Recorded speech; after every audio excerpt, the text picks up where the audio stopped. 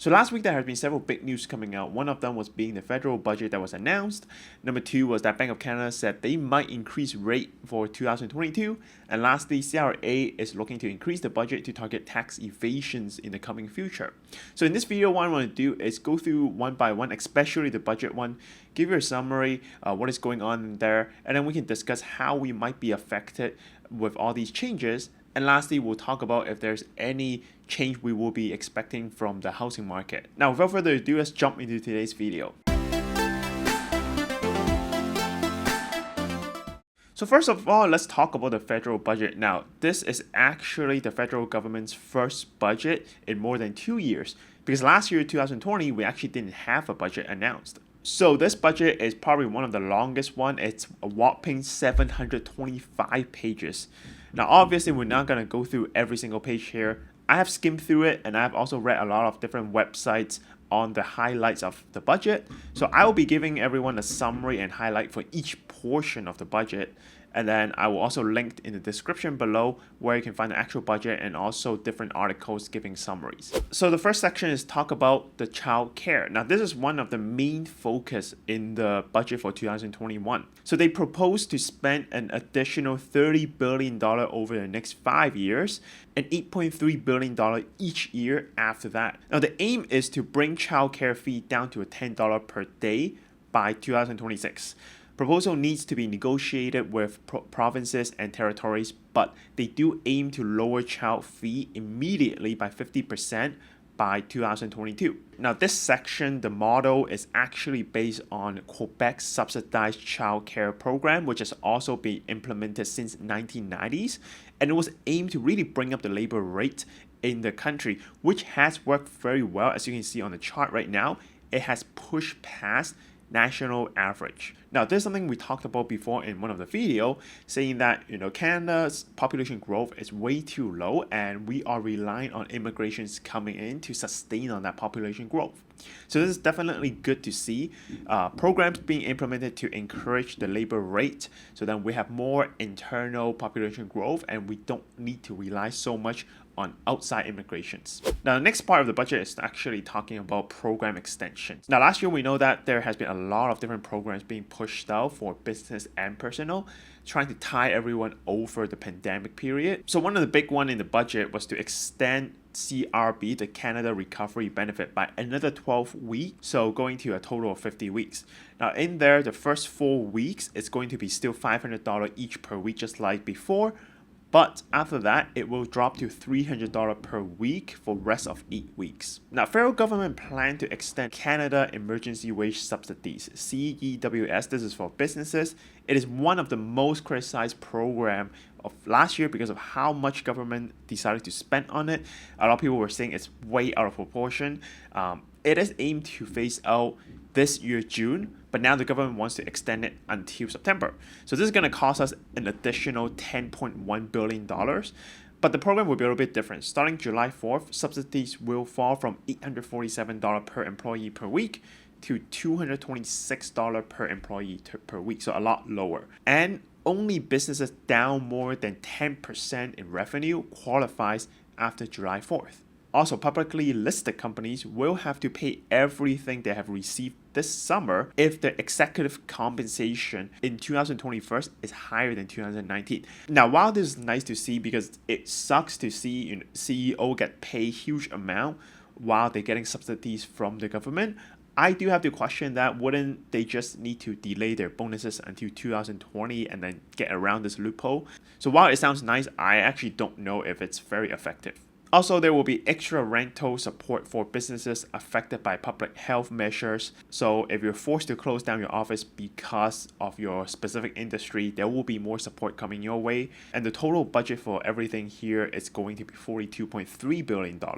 Now, moving on, the next thing is about COVID-19 supports. They will be spending $3 billion over the next 5 years, focusing on raising the standard of long-term care homes.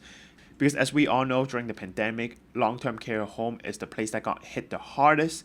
And it really exposed how underwhelming this part of the system really is. I think we have done very little initially for them, and we have really left them exposed to the pandemic. In addition, $257 million will be spent over the next 5 years focusing on mental health programs, and $375 million over the next year for international COVID responses. Now, moving on is about hiring. So they are going to launch a new program called the Canada Recovery Hiring Program, CRHP, and they will be injecting $595 million into this program to jumpstart employment. This is going to run from June 6th of this year to November 20th, and it's going to cover as much as 50% of pay increment to workers, either through higher wages, more hours, or new hires. This works together with CEWX. Basically, they will compare to see which one will pay them the higher one, and whoever gets paid higher, they will go through that specific program. Now, as we know, labor is almost back to pre-pandemic level. We are about 300,000 jobs short, or about 1.5%. Now, even though the number looks nice, we know that the spread is not even across all sectors. So if you look on this chart right now, hospitality obviously got hit the hardest, while other industry actually thrived and hired even more than pre-pandemic. So I think this is going to be a big one, and that's something I will also discuss at the end. I think this is the one that I think is going to bring some changes and inflations to the economy. Now, moving on, we can talk about housing and real estate, and this is also one of the things that I'm a little bit disappointed about the budget. In there, they said that there will be an annual 1% tax on the market value of real estate that is vacant, underused, or not owned by Canadian or PR, basically. It's going to take effect in January 1st, 2022. This will aim to make about $700 million over the next 4 years, starting from 2022. On top of that, they're going to push $2.5 billion to Mortgage Housing Corp for affordable housing and reallocate $1.3 billion to things like converting vacant offices to housing. But other than that, there's really no other additional actions being implemented to try to cool off the market. So this section is very underwhelming in my opinion. However, moving on, life sciences, $960 million over the next 5 years for life science and biomanufacturing. Now this makes sense. One of the biggest cap, and also government have expressed that they can administer more vaccine. They have the capability to do it. But one of the biggest problem is the vaccine supply that is limited. So if supply is limited, they can't administer too fast, too much, because if there is a cut in supply or a week that they can't ship out, they will have to cancel appointments, and you don't ever want to cancel appointments because it's going to create a lot of confusions, and you're not sure if the people that cancel will come back or they know how to come back and rebook. So this is why they're capped on the speed, and this one makes sense to really develop our own vaccine facility to manufacture them, so we're never gonna run into this problem ever again. So on the next section is about environmental. Now here, this is also going to be one of the big ones. They're going to put in $8.75 billion over the next 5 years into 43 different programs focusing on green tech, climate change, preservation, environment, etc. Now, corporation or small business that produces zero emission tech will get a 50% reduction in their income tax rate. This one is huge. I actually know 1 or 2 clients that are into this field, so I'm sure they'll be very happy to hear about this. Now, in addition, CMHC is going to receive $779 million over the next 5 years that will aim to loan this amount out to homeowners that are looking to retrofit their houses to reduce energy bill. These loans can go as high as $40,000 per home. So if you're planning to renovate your home, you might want to consider making it more energy efficient, because you might be able to get a very cheap loan up to $40,000 from the government. Now, on top of that, they will be issuing $5 billion of green bonds to subsidize future green initiatives. So moving on, next section is OAS, OH Security, for seniors over 75. So they are aiming to improving OH Security benefits. The proposed is $500 of one-time payment this August for seniors 75 or older as of June 2022.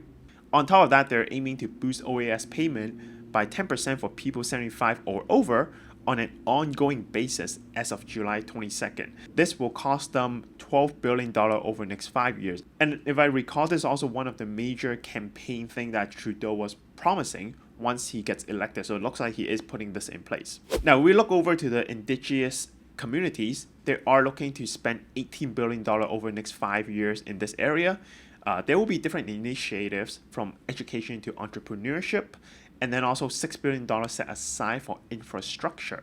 Now, those are the major highlights inside the budget. Obviously, I've greatly simplify them into very quick summary. Like I said, if you want to read the detail, check out the articles, check out the link I have down below to the actual budget. It's 725 pages. So let's wrap up this section. I'm just going to give my personal thoughts on this.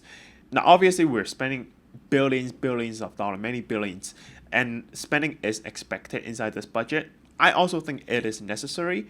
One of the things to know that is that all developed country is racing to vaccinate and then open up their economy. Like I said already, whoever opens up first, it's going to reap the biggest amount of benefit.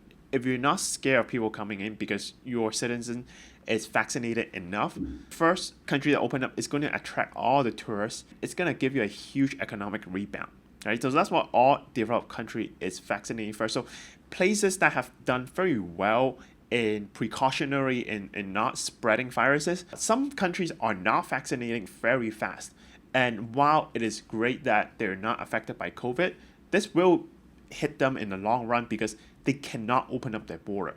With that being said, we know for sure Canada is not going to be one of the first ones that will open up. We're actually still behind on vaccination speed, like I said, because of vaccine supply. And also our economy is badly hurt, badly contracted, just like everyone else last year. So we really need to spend big to jumpstart the economy. So that part, I think it makes sense. Now, I actually don't know about the actual amount for each initiative, if it makes sense. I am not an expert on this, so I can't comment on that. But I think spending a lot of money is to be expected. But I am actually very disappointed on the lack of housing initiative. While building affordable houses is good, I don't think it actually solves long-term issues. I would have hoped they heavily focus on infrastructure because number one, it does create jobs. Number two, better infrastructure, better linking up for the country, and just better importing and exporting, right? So things run faster. And most importantly is I've made a video before focused on Singapore, why they were able to solve their housing issue. And one of the biggest reason was actually infrastructure. Strong infrastructure allows people and attract people, make them willing to move further away from the city center because now it's going to take them less time and very convenient to travel to city center to work anyway. So they don't need to actually live so close to the center. Instead of trying to squeeze affordable housing somewhere in the jam-packed city already, that's really the best way I think you can solve housing affordability. So I would have liked to see more focus on that side. That's just my opinion. Maybe I'm totally wrong. I don't know. This budget is massive. Okay, it's $101 billion in total for proposed spending over the next couple of years. This will obviously put us into deep deficit. So the budget shows that the actual deficit was $354.2 billion for last fiscal year, and then it's going to drop to $154.7 billion for 2021 to 2022. And as you can see on the chart, government projects a heavy but decreasing deficit in the next 5 years. And also with this much money being pumped into different parts of the market, all the way from initiative programs subsidizing businesses to increasing wages on workers, it's going to bring a higher inflation for sure into the economy. And which brings me to the next point, which is Bank of Canada announcing that a rate increase potential in 2022. Now, before we continue to the next part, a quick reminder is if you haven't already, join our private group, link in the description below to request to join. You're going to get more content inside. You can also ask questions. We have a lot of great members in there across different expertise. More often than not, they can answer whatever questions you have on your mind.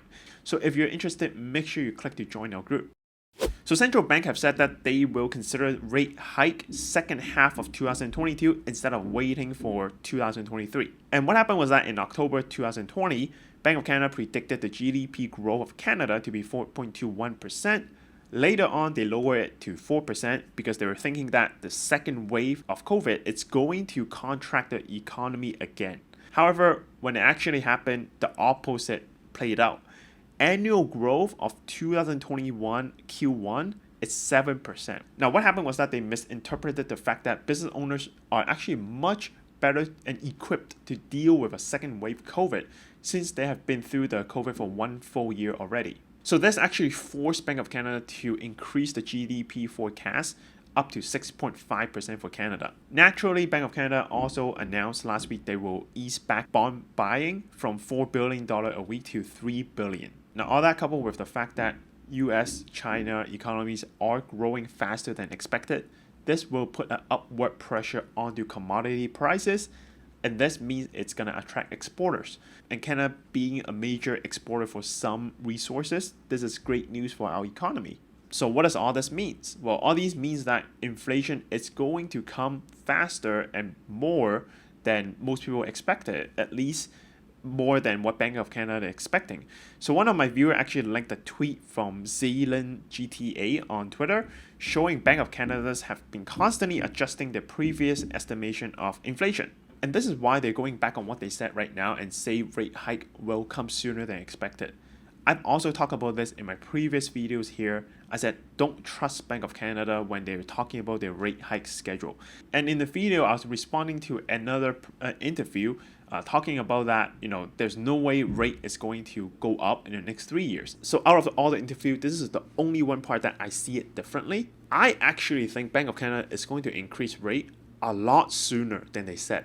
In fact, I suspect the rate increase could happen before the end of this year. And one of my biggest reasons of not agreeing was that humans have a tendency to overcorrect and overreact to things. When Bank of Canada is looking at their old inflation numbers, they're doing a lot of projection and assumptions. So they are likely to underestimate economic rebound, and when the actual inflation comes, when the actual inflation happens and things are playing out different from what they're expected, they are going to adjust and correct and may even overcorrect. So that's what we're seeing here.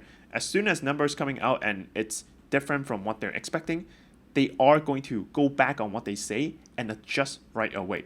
This is why I said, especially if you're buying a house right now because interest rate is so low, don't go with what Bank of Canada say. Don't take their word for it and then plan as if no way it will increase for next 3 years. That's unrealistic. You should not plan like that. Instead, you should always plan based on your numbers. So in my other video, I've said here, when I go through these numbers with my clients, I tell them, increase your rate by 1%, 1.5%, or even 2%, and ask yourself, can you handle this kind of budget, right? If you're gonna struggle of a 1% increase, then you should decrease your budget right now because Bank of Canada can increase the rate on you. Now, in terms of what that would do to the housing market with this news, I do see it to create a sort of short-term demand push, just like the OSFI coming out with a new mortgage stress test potentially in the summer. I've had these kind of conversations with my clients this week. I said, hey, even if it's under variable rate and the prime rate does increase slowly, you might still come out ahead in the 5 to 10 years range compared to fixing a mortgage right now. That could still be a big potential.